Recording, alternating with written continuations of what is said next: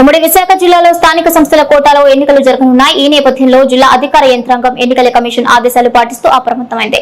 దీనిలో భాగంగా నగరంలోని ప్రధాన కూడళ్ల వద్ద ఉన్న పలు రాజకీయ విగ్రహాలకు ముసుగులు వేయడంతో పాటు ఎక్కడా సంక్షేమ పథకాలకు సంబంధించిన బోర్డులు లేకుండా అన్ని చర్యలు తీసుకుంది. దీనిలో భాగంగా వైఎస్ఆర్ ఎన్టీఆర్ విగ్రహాలకు ముసుగులు వేశారు. దీంతో పాటు ఎన్నికల కోడ్ విషయంలో ఎక్కడా నిబంధనలు అతిక్రమించకుండా అన్ని జాగ్రత్తలు తీసుకోవాలని కలెక్టర్ హరేంద్ర ప్రసాద్ అధికారులను ఆదేశించారు.